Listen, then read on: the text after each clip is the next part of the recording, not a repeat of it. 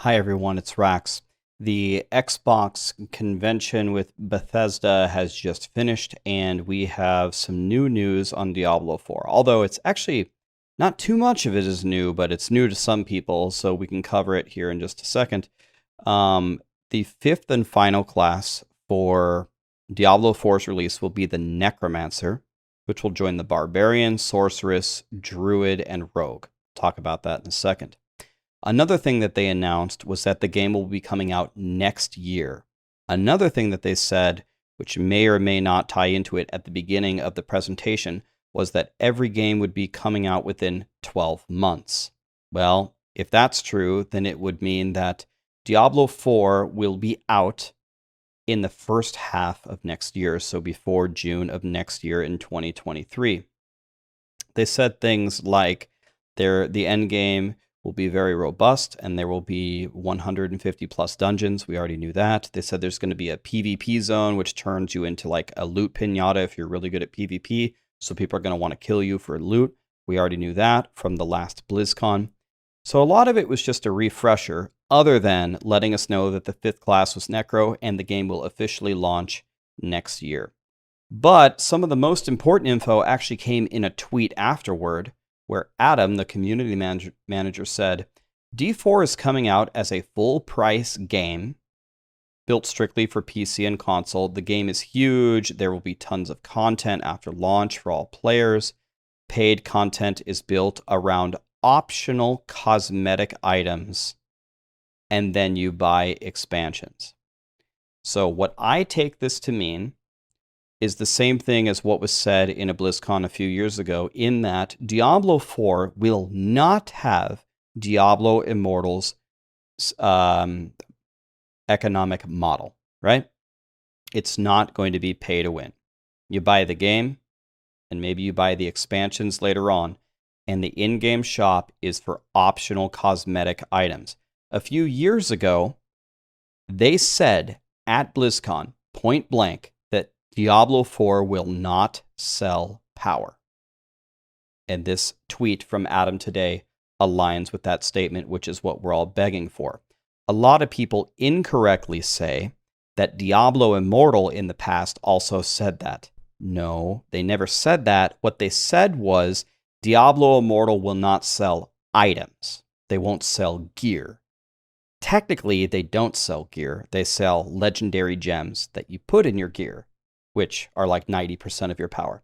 I'll let you guys argue on the semantics of that. And yes, they could play the same tricky games with Diablo 4's wording, but this is the second time in multiple years, first at BlizzCon and then from Adam, where they point blank say that they're not going to sell power. That's the way that I interpret this message from Adam.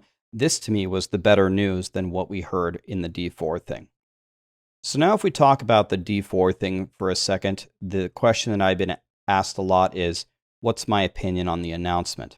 Well, first of all, I think the announcement, since this was like an Xbox, Microsoft convention or a console convention, I think this was mostly just a recap for people that maybe haven't been following D4, because a lot of the information we already knew.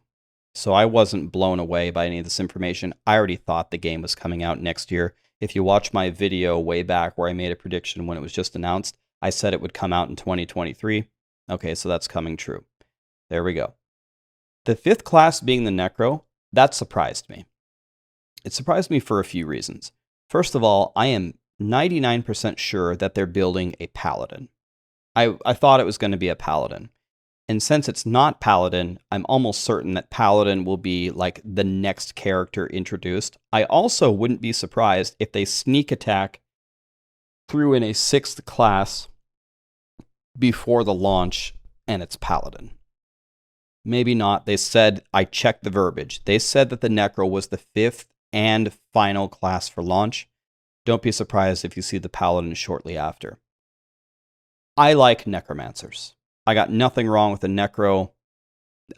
I like the class. To me, this announcement is a little bit meh, because this was their opportunity to do something kind of interesting, right?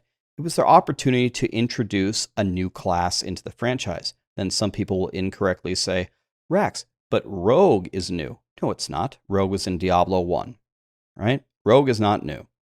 So we got 5 classes that we've had in the previous games. So to me, this is a very safe play.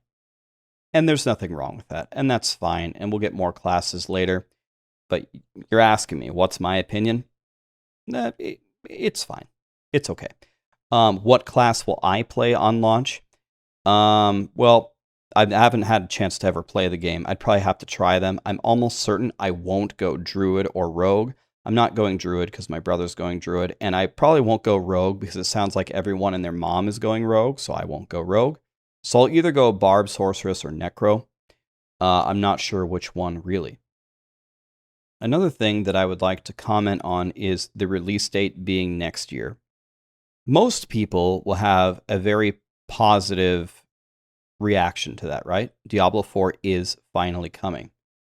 One thing that I don't want to say it worries me, but makes me have a little bit of caution is I don't know of any actual big time blaster of the game that has actually tested the game.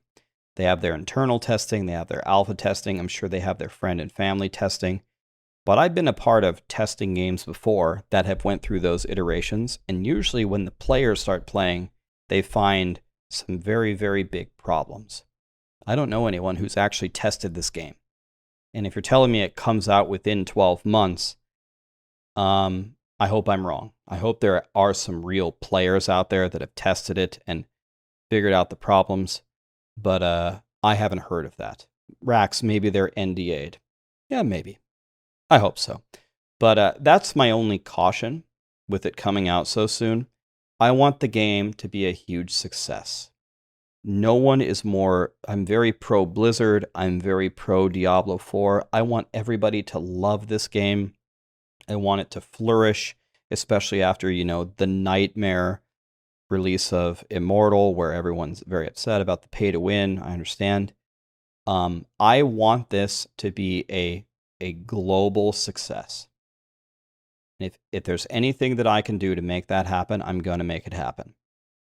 But I thank Adam for sending out this critical tweet that to me says it's going to be monetized like the Diablo games that we know in the past. You buy the game, you buy the expansions, and that's it. It has a shop for pretty pets and cosmetics and mounts. That's fantastic. I might even buy some of them. That sounds great. As long as it doesn't give you power and you have to actually play the game, that sounds amazing. They also had a blog post where they talked a little bit about the endgame systems. They said there's going to be some very challenging dungeons with some different twists and turns to them. That's cool. There's 150 of them, as they said. And they also said there's like this overworld bounty system where you run around slaying monsters for huge rewards like legendaries and stuff. Just because they use the term bounty doesn't mean it's exactly the same as a bounty in D3, which I know a lot of people don't like. Could be a lot of fun. I've never done it, but I'll take their word for it. The Paragon board sounds like a much better way to build an endgame character than in D3. And the fact that Adam said, multiple people have said, there's a tidal wave of content coming after the launch, and now they have Microsoft's backing. I have every reason to believe after today that this is going to be a very, very successful launch. I want the game to be properly tested. I want it to be tested by very talented players that can figure out, a lot of little problems. I hope that they can be fixed. And yeah, I would love to know what you guys think. Did all of these announcements today make you feel better about the Diablo 4 release? And yeah, if everything is true, it's going to be here within 12 months. One final thing I would like to say is a lot of people have been asking me, what are my plans? Why am I still playing DI? Am I ever going to play D3 again? Let me tell you my plans very quickly. I'm going to play Diablo Immortal until the Rite of Exile. That's next Sunday. Next Sunday, we fight to become the Immortals. Hopefully we win. If we become the Immortals, we're going to have a few days as the Immortals, and then if they don't bridge the gap between free-to-play and whaling, I'm not a free-to-play player. I've spent $40 in the game. It's true. But That's a pseudo free-to-play player, right? You can't do anything with $40. I have no power whatsoever. If they don't bridge the gap between free-to-play and whaling, or give me a reason to play the game, maybe you saw my video with all the caps, then I'm not gonna play anymore. What I really want is normalized PvP.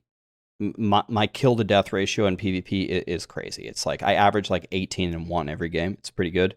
When I get up to the super high ranks against the whales, I'll never get a kill ever again. If they normalize PvP, I'll play it religiously.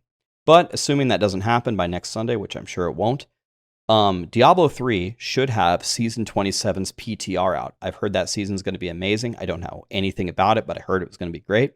So I'll be on the PTR testing all the new stuff. After that, might go for some rank 1s in D3. If they magically fix PvP in DI, I'll PvP in DI. Sure, that sounds fun. D3 Season 27 will be out. I'll play that. Can't wait to blast that. We'll probably go hardcore solo self-found again.